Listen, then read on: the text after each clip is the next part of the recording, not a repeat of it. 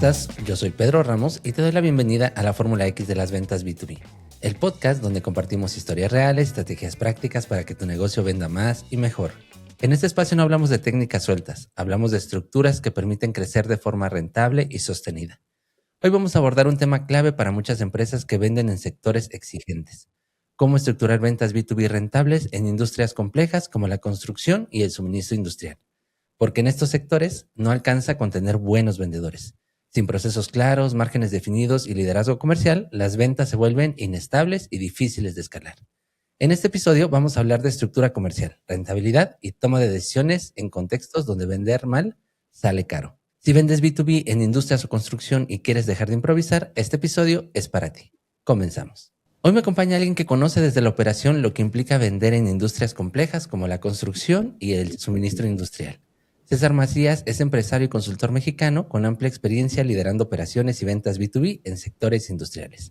Actualmente se desempeña como director general en Industrias BC del Desierto, donde supervisa la operación y estrategia de proyectos de construcción civil y urbanización, incluyendo infraestructura vial, pavimentación e instalaciones eléctricas. Además, es cofundador de Matrix Inc., empresa especializada en el diseño, fabricación e instalación de señalización vial y equipamiento de seguridad, y cofundador de Tresa Supply, compañía enfocada en suministro industrial y materiales MRO para industrias como la automotriz y aeroespacial. Desde su marca personal, César Macías trabaja con empresarios y equipos comerciales, ayudándolos a estructurar sus ventas, generar flujo de efectivo y tomar decisiones comerciales con visión estratégica, bajo el concepto fanáticos de los negocios. Lo invité porque su experiencia combina liderazgo operativo, venta real y gestión comercial en industrias donde la rentabilidad depende directamente de una estructura de ventas bien definida. Gracias por estar aquí en la Fórmula X de las ventas B2B. ¿Cómo estás, César? Pedro, muchas gracias, muy agradecido por el espacio y muy contento de poder compartir con más gente pues todo este trayecto de las ventas B2B, que sabemos que es todo un mundo. Y nada, encantado de poder platicar contigo, Pedro, de tu podcast y todos los que nos están escuchando. Pues es un gusto tenerte por acá y en un tema, la verdad, bien interesante, principalmente por el sector, que en este caso es la parte de la industria, de la construcción y los suministros industriales. Y me gustaría comenzar por ahí, si te parece bien, César, profundizando un poquito acerca de por qué se hacen tan complejas este tipo de ventas en este tipo de sectores y por qué son distintas a otros mercados. Regularmente, en mi experiencia, el día de hoy voy a hablar desde lo que he vivido, lo que he aprendido y todo lo que hacemos en nuestro grupo empresarial es venta B2B, todas las unidades de negocio. No tenemos ninguna que sea B2C, a pesar de que hemos tenido algunos esfuerzos. La verdad es que la vida nos ha encaminado al B2B todo el tiempo y yo pienso que lo que hace complejo es que el nivel de confianza y profesionalismo que una persona y que una compañía logre demostrarle a otra persona y a otra compañía es lo que logra que las relaciones sean de largo plazo y que obviamente seas una empresa rentable. Ese es el primer gran reto que yo veo. El segundo gran reto que yo veo es el tema del flujo efectivo, que muchas veces son compañías en el B2B que se paga a crédito y desde el otro lado de la trinchera no hay un control como administrativo y de repente empiezan a caer pagos y tenemos una mala gestión de la administración, ¿no? Pero eso yo lo pondría en un segundo plano. El primer plano es obviamente tratar de cerrar una venta y de que esta venta sea una constante mes a mes, porque muchas veces logramos cerrar una venta y es esporádica. Entonces, el gran reto de las ventas B2B es generar relaciones de largo plazo y negocios de largo plazo, ¿verdad? Ese es el gran reto. Perfecto. Y fíjate que tocabas algo precisamente bien interesante con esta parte de el largo plazo en este tipo de ventas, ¿no? Que muchas veces el vendedor no nada más cuida la parte de estar cerca en un primer momento, sino en todo el pipeline no debe de perder de vista pues todo el trabajo que se hace y no solamente de un acuerdo, sino son varios al mismo tiempo que va manejando, ¿no? Y no puede perder el control en ninguno de ellos. Eh, he notado que muchas de este tipo de empresas, industriales principalmente, se mantienen vendiendo, pero luego no logran hacerlo de una forma rentable o sostenida, ¿no? Porque terminan batallando mucho, precisamente con lo que comentabas, con problemas de flujo o con problemas de descuentos, principalmente en construcción. ¿Tú por qué crees que este tipo de empresas o por qué se da tan castigada esta parte de el poder ser rentable con crecer y por qué esta parte de les cuesta tanto el de que sea de manera sostenida en el tiempo? Claro, lo primero que te diría es que cuando tú vas a salir a vender, y si tienes vendedores igual, deberían todos tener la transparencia de conocer cuáles son los márgenes de tu negocio. Y los márgenes brutos, margen operativo y margen neto. Porque a veces, o regularmente, lo que hemos visto es que el comprador o la otra parte lo que va a querer es hacer una comparativa de precios. Y si tú no conoces muy bien el límite hasta el cual tú puedas negociar, muchas veces me ha pasado y lo he visto con otras compañías de clientes míos, dicen que sí, con tal de cerrar una venta, y después están batallando para el flujo, después están batallando que no salió el negocio, y a veces un negocio de millones de dólares o millones de pesos se puede volver una pérdida de la que no te levantas, o al menos vas a tratar de batallarle en recuperarte, ¿no? Entonces, eso es lo primero. Antes que salir a vender, la recomendación es, estás en el mundo de los negocios, y el mundo de los negocios, el lenguaje es que tengas algo que sea rentable, es decir, que ingreses más de lo que gastes y te quede un remanente, ¿no? Entonces, conocer muy bien el límite, hasta dónde puedo yo estirar la liga, y también si sobrepasas ese límite, no está mal saber decir que no, y no está mal saber entender que no es el tipo de cliente que a lo mejor es para ti, ¿verdad? Porque queremos vender por vender, y muchas veces cuando tienes equipos comerciales, ellos, los vendedores, quieren llegar a la meta de venta, y a cualquier manera, ¿no? Cualquier cosa que sobrepase los costos de operativos, etcétera, que conlleve, puede que cometan ciertos errores. Esa sería mi respuesta. Y fíjate que precisamente el tema de los vendedores, cuando para ciertas empresas, ahorita que lo comentabas, eh, se ve de pronto en algunas empresas que son más un esfuerzo individual. O sea, no se ven como un grupo de vendedores. ¿Y por qué? Porque vemos vendedores que son precisamente muy estrictos con el tema de los precios, otros que agarran y dicen, ah, pues si el precio de venta está en tanto, yo le voy a subir más para ofrecer de una vez y tratar de cerrar. O sea, cada uno elige como cierto tipo de estrategias que vemos que terminan siendo a veces, pues a algunos les funcionan, ¿verdad? A otros les terminan siendo contraproducentes. Y vemos por otro lado cierto tipo de empresas que hace un esfuerzo por empezar a estructurar esta parte comercial más definida, más sólida, y no depender tanto de este tipo de vendedores que tienen ese tipo de estrategias.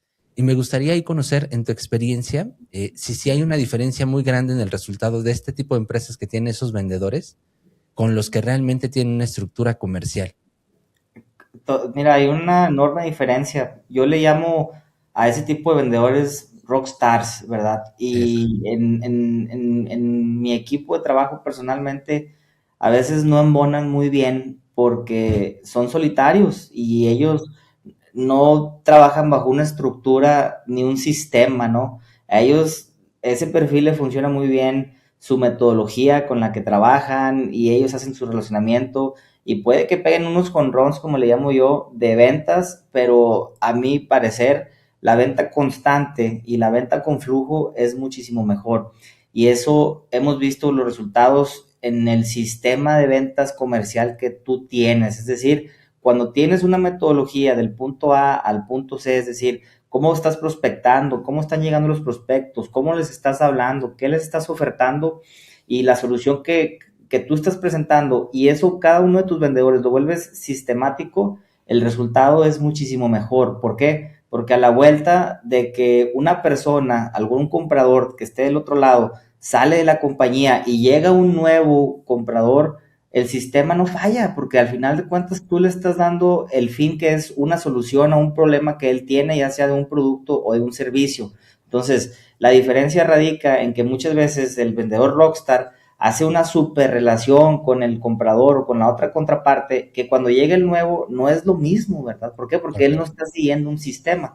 Ahora, si me voy por pasos a un sistema comercial, es exactamente lo mismo, ¿verdad? Si seguimos, hemos visto esas dos, pues variables, y hemos tenido de todo tipo en el equipo comercial, y los mejores resultados, como te digo, es cuando generamos una venta, por ejemplo, en el suministro industrial, de un producto que sea constante. Desde el otro lado, como dueño, tú vas a ver una constancia de flujos que ya tienes programada, por lo tanto, tú tienes tus gastos también operativos mayormente planificados, ¿no? Entonces, creo que ahí es donde radica la diferencia. La estructura te puede dar constancia como si fuera un maratón y no un sprint de un home run de venta, ¿no? Totalmente de acuerdo. Y precisamente creo que de pronto muchos dueños tienen este miedo a perder esos rockstar, ¿no? Porque sienten de pronto que si ellos crean esta estructura y de pronto ellos no se suman, este tipo de vendedores rockstar no se suman a la estructura, van a empezar a perder ventas, ¿no? Hay un miedo muy palpable. Y luego pasa esto, que cuando ya empiezan a trabajar con su estructura, que cuando ya ven cómo empieza a ser sostenido, que no nada más dependen de él, pues se dan cuenta que no era, no como que no fuera importante el trabajo que hacía ese tipo de vendedor, pero sí ahora lo ve replicado en toda esa estructura, ¿no?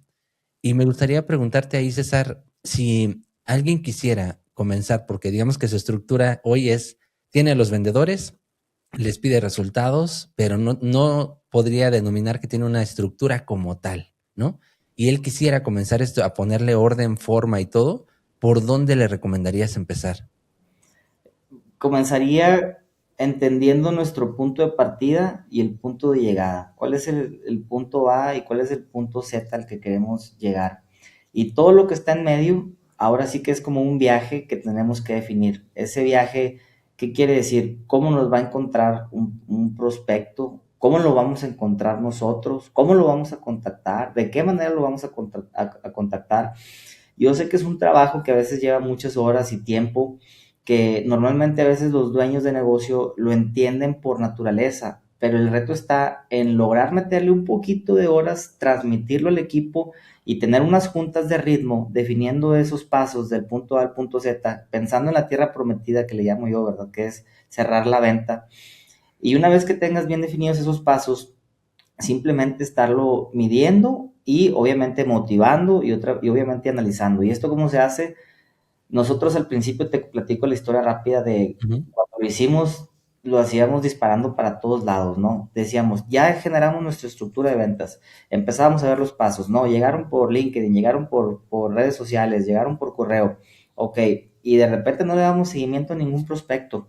Bueno, vamos a atacar ahora a darle seguimiento a estos prospectos y luego nos vamos al paso que sigue. Entonces no teníamos un orden porque no teníamos las juntas de ritmo y nos dimos cuenta que puedes tener el mejor sistema, el mejor software, pero si no tienes tú como dueño de negocio o gerente comercial la disciplina de estar periódicamente revisando los números y de estar periódicamente revisando cómo está tu equipo de trabajo, muy difícilmente vas a poder cumplir esos pasos y ese proceso comercial que tú quieres crear, ¿no? Entonces, alguien dentro del equipo tiene que tomar el rol y el liderazgo de estar gestionando ese proceso todo el tiempo. ¿Para qué? Para que obviamente del punto A, que es cómo están llegando tus prospectos, al punto Z, que es cerrar una venta, estemos lo más cercano posible, que haya la mayor cantidad de prospectos, lo más pegado a la tierra prometida, ¿verdad? Entonces, Totalmente de acuerdo. puedo compartir. Oye, y estás en un sector donde hay mucha presión por el precio todo el tiempo, ¿no? Es Sí. un esquema donde pareciera que muchas de las decisiones, digo pareciera porque hay otros factores involucrados, se toman decisión a partir del tema del precio. Y me gustaría saber, porque sé que trabajas mucho con este tipo de compradores que se enfocan o que pareciera que se enfocan mucho en eso. ¿Cómo logras este equilibrio entre el volumen de ventas que tienes que lograr y cuidar ese margen de rentabilidad? Nos hablabas precisamente de algo que es la transparencia de la información, ¿no? Hacia los vendedores. Pero ¿qué otros factores has visto que son importantes para no estar perdiendo realmente ventas, pero sí cuidando este esquema de margen en este tipo de sector? El gran reto de todos los empresarios y dueños de negocio, directores, más allá de sus vendedores, es entender que fabricar, depende del tipo de industria que estés, pero el hecho de tú fabricar o tú comercializar, el trabajo tuyo es buscar los mejores precios, precios fábrica, ¿verdad? ¿Para qué? Para que si tú vas a entrar en el famoso océano rojo, donde sabes que hay más competidores, obviamente el precio, la metodología te dice que tienes que dar valor y que no te compran por precio, pero independientemente de eso, claro que va a ser un factor en el que se van a fijar. Entonces, el gran reto tuyo está no taparnos tampoco los ojos y decir, te doy un valor y mi logística es la mejor, los tiempos de entrega. Claro, eso suma, pero el precio también sigue siendo un factor importante. Entonces hay que aventarse las horas vuelo a buscar los mejores precios, las mejores negociaciones con los fabricantes o inclusive nosotros cuando comenzamos a fabricar, producto de empaque, comenzamos comercializando con márgenes muy pequeños, pero nuestro plan era a la vuelta de 6 a 8 meses empezar a fabricarlo nosotros. Entonces lo que hicimos fue, como dicen, apretarnos el cinto, aguantamos un poco, pero con el excedente y el remanente fuimos e invertimos en nuestras propias máquinas para obviamente tener márgenes mayores y actualmente estamos fabricando nuestro propio producto. A veces ese sacrificio es el que se nos olvida que tenemos que hacer porque queremos ver las ganancias y las utilidades ya aquí en nuestras bolsas, ¿no? Pero el tener una visión también es lo más importante que yo te diría y el estar viendo hacia aguantar a veces un poco, un año, 2 años, pero el plan para que puedas estar cómodo y te puedas volver un competidor que realmente marque una diferencia en el mercado. Cualquiera que empiece o cualquiera que ya esté compitiendo, vendiendo productos, sabe que inicialmente no va a poder ser el número uno, pero si tiene la visión de poder reinvertir utilidades, de poder reinvertir en maquinaria, de poder reinvertir obviamente en mejor equipo de trabajo también personal, ahí en el largo plazo, por eso comencé diciendo eso, es donde está la verdadera ventaja competitiva. Ahí a veces hay que sacrificar un poquito ese margen. Oye, y me gustaría aprovechar para preguntarte, me ha tocado casos donde al momento de empezar a plantear los esquemas de cotizaciones, ¿no? En este esquema B2B, muchos vendedores optan como estrategia por comenzar ofreciendo un precio más bajo y en la mente muchos de ellos dicen, eventualmente lo voy a poder subir, es solo para poder entrar, ¿no? Y me ha tocado ver en la experiencia que no necesariamente es algo bueno eso porque terminan pasando que en lugar de poder subirlo, empiezan a querérselos bajar todavía más. Me gustaría conocer qué has vivido tú con respecto a esto, pues se me hace un tema muy interesante y cómo sugerirías entrar para este tipo de negociaciones donde entras por primera vez para que te conozcan, pero sin sacrificar ese tipo de cuestiones. La primera respuesta que te diría, Pedro, es la confianza que la compañía, más allá del comprador, te pueda tener a ti como empresa del producto o servicio que tú vendes. ¿Por qué?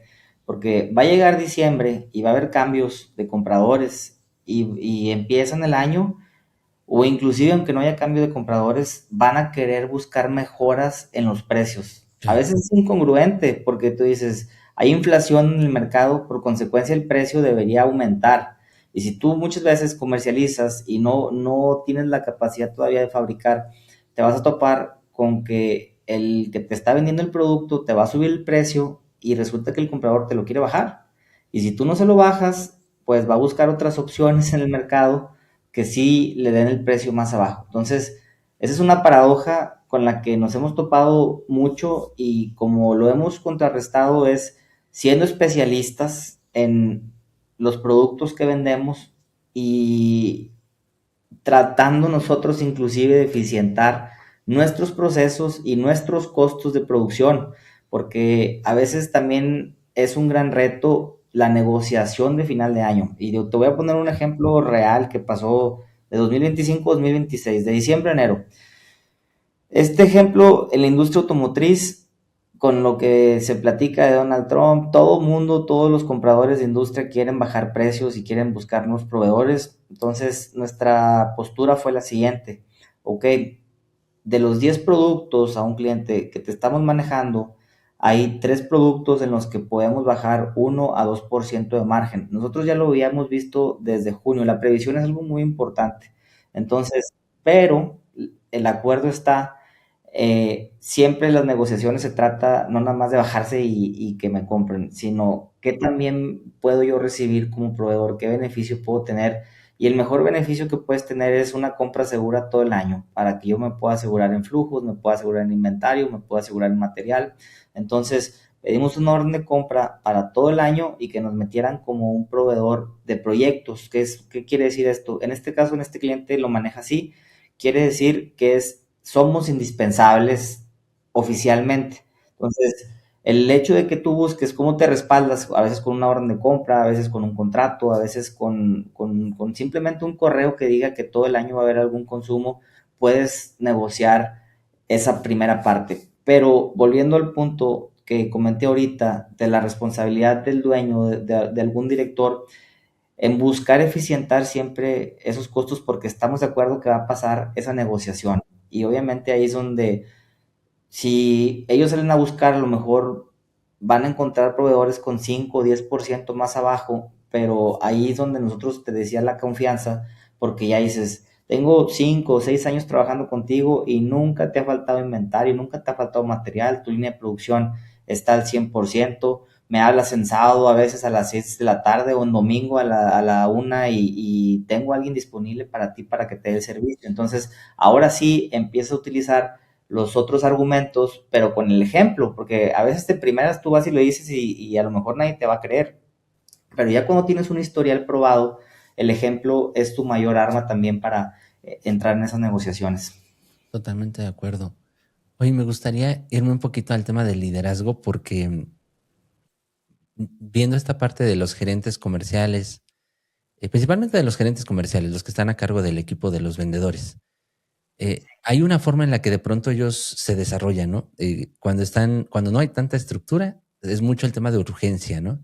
Y del famosísimo, ¿cómo vas? ¿Cómo vas? Y llega la semana y ¿cómo vamos? ¿No? Y hay una respuesta del vendedor que siempre es, que me da mucha risa de pronto, que es vamos bien, ¿no? Y llega el cierre del mes y oye, ¿y cómo vamos? Bien, ¿y por qué no vendimos? Ah, bueno, es que el siguiente mes ya veremos, ya checaremos, ¿no? Y no hay como una constante por el tema de los indicadores. Y hay, por el otro lado, gerentes o encargados de equipos comerciales que tienen muy bien delimitado como la planeación de cómo va dándose o cómo van a ir cerrando sus vendedores. Me gustaría entender desde tu perspectiva, este, cómo se llega a jugar en alguno de estos roles y en qué momento se hace realmente ese brinco, porque creo que es un brinco complicado, o sea, pasar de ir con la urgencia y del estar con el golpeteo de no estamos vendiendo y no estamos vendiendo y aplícate y sin que realmente haya una respuesta como viable o una estrategia viable para solucionar eso, a realmente pasar con algo donde ya vas más estable, pero porque precisamente tú decías, ¿no? Porque ya tienes la visualización de cómo se va a manejar el negocio. Claro, pues el liderazgo en un gerente comercial, más allá de cerrar una venta, es hacia el equipo de trabajo. Y el primer factor es el back to basics, que es el ánimo y la actitud con la que maneje las cosas. Antes de entrar técnicamente, te diría que el buen ánimo con la que aborde al personal en las juntas de ritmo es el ánimo que van a tener ellos y que van a transmitir hacia la gente que están prospectando, ¿no? El Claro. hecho de cómo prospectan, de cómo salen a buscar, del ánimo que tienen, créeme que es uno de los factores más importantes, la energía que un gerente comercial le ponga. ¿Y por qué lo digo? Porque hemos visto que siempre es o en su mayoría es puro golpeteo y no estamos llegando a la meta y necesitas vender más y sal a buscar al cliente y por qué no estás trayendo y es puro regaño que al final de cuentas eso baja el ánimo. Por eso la palabra liderazgo dentro de un gerente comercial es fundamental. ¿Para qué? Para que obviamente toda esa presión que él está sintiendo, que le están exigiendo en la compañía, logre transmitirle y comunicarla ahora sí de una manera estructurada. ¿Y cómo logras transmitir y comunicar de manera estructurada? Teniendo muy bien tu proceso de ventas definido y tus juntas de ritmo bien definidas. Quiero decirte, si tú dices, en primer lugar, la prospección la hacemos de medio de internet, por medio de visitas, ¿por qué no tomas el rol diario de 10 o 15 minutos, dar un seguimiento? Yo lo que le digo a mi equipo de trabajo, es más fácil checar 10 o 15 minutos al día que esperarse al final de semana o al final de mes y ver cómo te fue. Entonces, las decisiones las tomas de manera muchísimo más ágil, ¿verdad?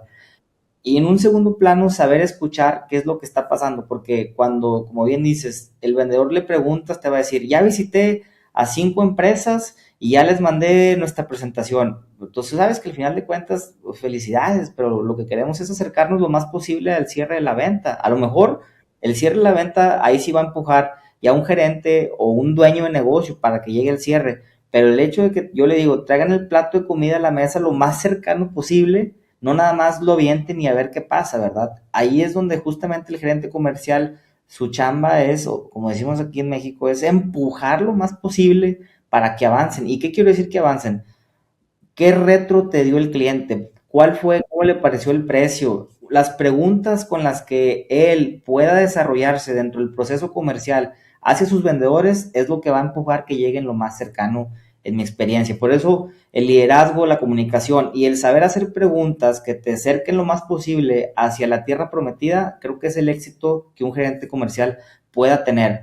Y hablando, quiero platicarles este ejemplo rápido que leí en un libro que decía que los gerentes de comerciales antes llegaban con su traje y traían a su alumno, que era el vendedor, y parecía que era como Star Wars, ¿no? Era su Padawan. Y prácticamente es que la fuerza te acompañe, ¿verdad? Pero antes de llegar con el cliente, venían preguntándole, oye, ¿este cliente cómo se llama? ¿Y este cliente en dónde está ubicado? Oye, ¿y este cliente qué es lo que compra y qué es lo que consume? Entonces, ¿qué es lo que estaba haciendo? Preparando al vendedor para que no llegara en blanco a decir, nosotros somos X compañía y vendemos material de limpieza o vendemos este producto o servicio, sino lo que estamos tratando de hacer es decirle, conoce a tu cliente y conoce a tu cliente con preguntas desde antes que tú llegues, ¿verdad? Investígalo, conócelo,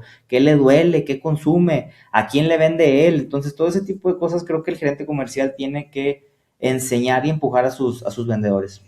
Totalmente de acuerdo. Y para ti, ¿cuáles son los indicadores comerciales más importantes que tú mantienes así en evaluación regularmente? Comerciales, yo lo divido por proceso dentro de mi proceso comercial. Número uno, básico. No me gusta a veces complicarme tanto. Ya eso se lo dejo al gerente comercial.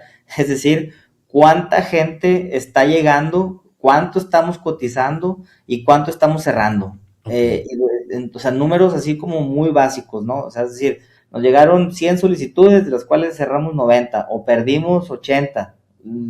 Simple, ese es el primer indicador que yo digo, quiere decir que de cada 100 cerramos este número. El segundo es, cotizamos 20 millones y cerramos solamente 5. Ese también es para mí muy importante. Yo sé que está en medio muchas cosas, pero al manejar distintas compañías, ya no me estoy clavando tanto en todo lo que está en medio, sino simplemente estoy viendo el inicio y el final, ¿verdad? En mi caso. Pero obviamente ya después me bajo a un segundo plano y a los gerentes comerciales y les digo, a ver, explíquenme por qué tenemos estos números y dónde es donde tenemos el problema. Entonces empezamos a detectar que está a lo mejor que no están llegando el suficiente número de prospectos o no estamos llegando al suficiente número de cotizaciones en monto de dinero y es el primer paso. El segundo paso es decir, nosotros tenemos un paso que se llama negociación antes del cierre de la venta. Entonces decimos, a ver, ¿cuántos están en negociación? Pues solamente uno o dos. Quiere decir que todos los demás están todavía de este lado atrás. Entonces quiere decir que necesitamos empujar para que lleguen a esta parte de negociación. Ahí es donde tenemos que enfocarnos. Entonces, así es como los números que yo personalmente veo. Ya después el equipo comercial tiene sus mil y un indicadores. indicadores, así es, Ah, sí. hoy buenísimo, César. Sí, Pues me gustaría cerrar esta primera parte del programa haciéndote una pregunta que le hago a todos los invitados. ¿Cuál sí. es para ti la verdadera fórmula de las ventas B2B? La verdadera fórmula es una muy buena pregunta y creo que es tener un buen producto o servicio y cuando me refiero a eso es algo que realmente solucione un problema hacia alguien, me refiero a alguien de la industria, es un B2B, y que tú seas consciente de que realmente lo va a ayudar. Y el segundo paso yo lo dividiría en qué tanta confianza puedes tú transmitir de ese producto y de ese servicio.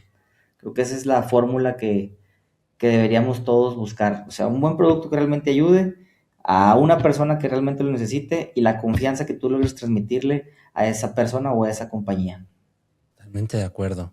Oye, y pues te agradezco ahí por compartir esta parte y ahora vamos a ir a una sección del programa donde vemos preguntas accionables para que nuestros escuchas se lleven algo para hacer desde ya.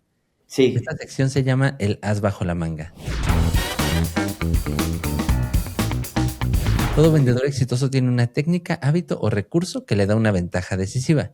Puede ser una manera única de acercarse a los clientes, una herramienta poco conocida o una táctica que siempre le funciona. Desde tu experiencia, ¿qué parte de la estructura comercial tiene mayor impacto directo en la rentabilidad y suele subestimarse en industrias complejas?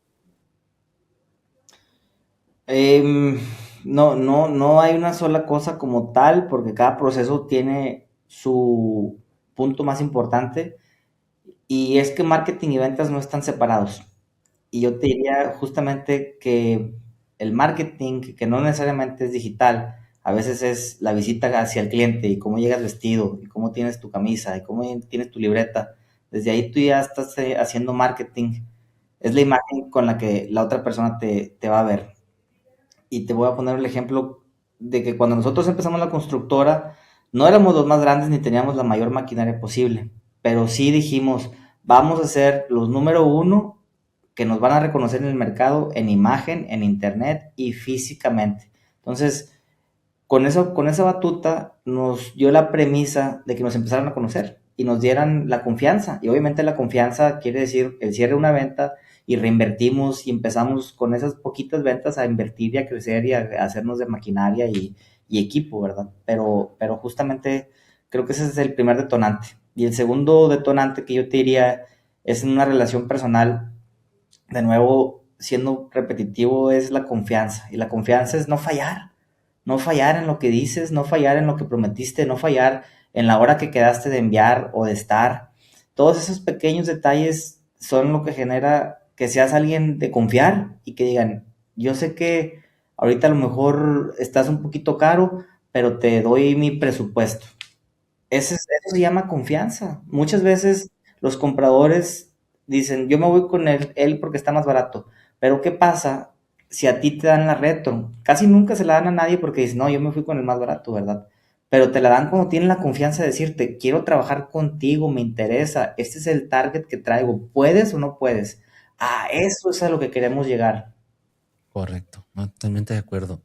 Y la siguiente sección se llama el rompe objeciones.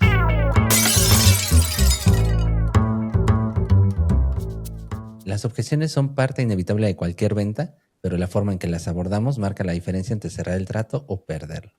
César, cuando vendes servicios de estructuración comercial o acompañamiento estratégico en ventas B2B, ¿cuáles son las principales objeciones que te encuentras durante el proceso y cómo las abordas para avanzar con la venta? Bueno, depende mucho el relacionamiento que tú tengas. Por ejemplo, si te conocen o no te conocen, si un comprador o una empresa a la que llegaste en frío te pide cotizar, si es que te pide cotizar, porque muchas veces vas a ser uno más en la lista, y esa es la primera objeción que ni siquiera te la están diciendo. No la alcanzas a ver, pero ellos ya vieron tu correo y dijeron, no, hombre, es uno más que vende construcción o es uno más que vende foam. Creo que esa es la primera barrera que tú tienes que hacer. Entonces, ¿cómo te haces visible y cómo logras penetrar esa primera objeción? Y eso yo te diría que es con la constancia y el guión y el tono de voz. El guión que tú le metes a tu correo y el tono de voz con el que tú hables, el día que logres contactarlo por teléfono, porque fíjate que el tono de voz pareciera que no influye, pero es muy, muy importante, porque la confianza con la que ellos también te vean, que tú hables y la seguridad que tú digas, es con la que se van a generar como una interrogante, ¿no? Oye, ¿estos quiénes son? A ver, pues, ok, cotízame a ver cómo andas. Entonces, creo que eso es lo primero. La segunda objeción más común es, pues, ¿tú quién eres y estás bien caro, no? Siempre nos topamos con eso. O la tercera es, inclusive los compradores, si ya tienen a sus mismos proveedores, van a decir, oye, nos llegó una cotización más barata, ajustate este precio, y ni te van a decir. Entonces son Claro. objeciones que no te las dicen en el mundo B2B. Normalmente todo el mundo en los cursos de ventas te hablan de objeciones cuando te las dicen cara a cara, pero en el mundo B2B las objeciones son silenciosas, porque es una incógnita que no te dice nadie, simplemente te quedas en el limbo.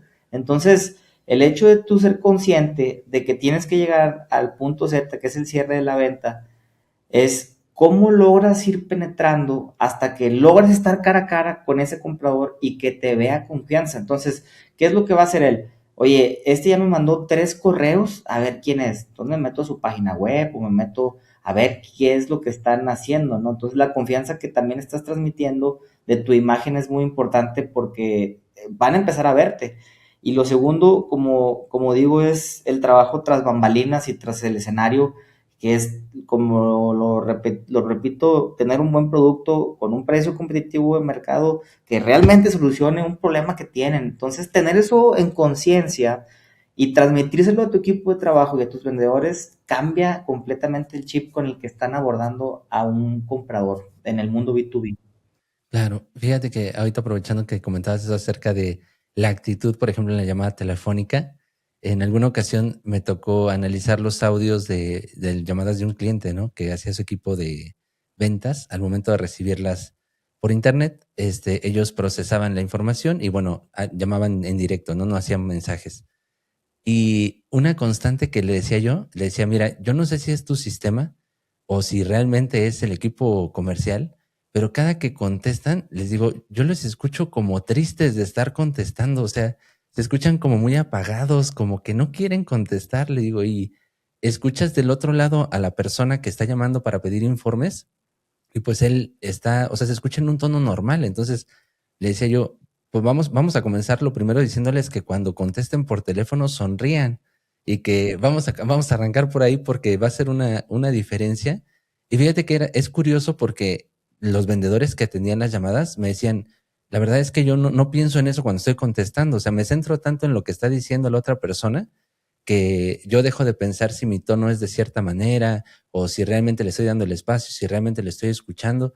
Y creo que son a veces factores que precisamente, como tú dices, pasan desapercibidos, pero si alguien está llamando para pedir el informe o por fin lograste contactar vía telefónica con alguien, ¿no?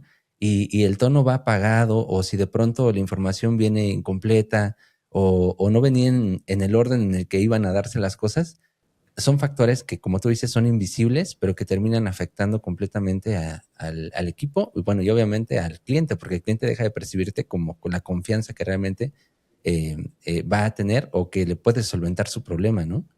Sí, totalmente. Total. No, totalmente de acuerdo. Y ese último punto que dices, sonríe y aunque estés del otro lado del teléfono, es una técnica oculta que ayuda muchísimo. O sea, el hecho de que estés sonriendo, la otra persona lo va a sentir. Y fíjate que cuando estás cara a cara, a veces estamos frustrados, es normal porque no llegamos a la meta y estamos ahí medio apurados. Y yo he hecho el experimento de tener una sonrisa genuina, obviamente no fingida, ante una persona y veo su cara, porque lo he analizado y digo, ay, le cambió la cara, le Es cambió el ánimo con el que estoy platicando en este momento. Y la conexión se hace mayor, ¿verdad? totalmente de acuerdo. César, pues ya estamos llegando a la parte final del programa. Ha sido, la verdad, un gusto y se pasó muy rápido el tiempo. Pero antes de cerrar, me gustaría que nos platicaras un poco más de la gente, si quiere contactarte, a través de qué medio pueden hacerlo, si tienes algún trabajo que tengas por ahí que quieran que conozcan, pues que aproveches este momento para que nos compartas más de tu información. Claro, claro. Bueno, ahorita me pueden contactar vía Instagram. Estamos lanzando el proyecto de marca personal. El, el Instagram es César Macías y ahí me van a poder encontrar. Manden un mensaje directo. Yo personalmente veo todos los mensajes. Eh, si quieren adquirir alguno de los cursos, pueden adquirirlos también en la página cesarmacias.com. Muy pronto vamos a lanzar más productos y esto fue a raíz justamente de una necesidad propia del mundo de ventas B2B, porque al vender construcción, al vender empaque, al vender señalamiento, yo veía todos los cursos de ventas y veía lo que está en el mercado y digo, creo que puedo ayudar a más de un emprendedor a decir las cosas que no nos dicen detrás de la trinchera y estar en el día a día en el campo de batalla. Porque no solamente es el mundo de las ventas, lo que involucra el mundo de las ventas, y valga la redundancia, empieza todo un mundo de operación, todo un mundo de costos, gente, equipo, comunicación, hablar con liderazgo, generar confianza, y todo eso se aprende solamente estando en el campo de batalla, como digo yo, ¿verdad? Correcto. No, Sí. totalmente de acuerdo. Pues muchas gracias, César, por estar con nosotros en este episodio y ha sido un placer hablar contigo. Pedro, igualmente, gracias por el espacio y aquí estoy siempre que lo necesiten. Muchas gracias, eh. Esto fue la Fórmula X de las ventas B2B, el podcast donde compartimos historias reales, estrategias prácticas para que tu negocio venda más y mejor.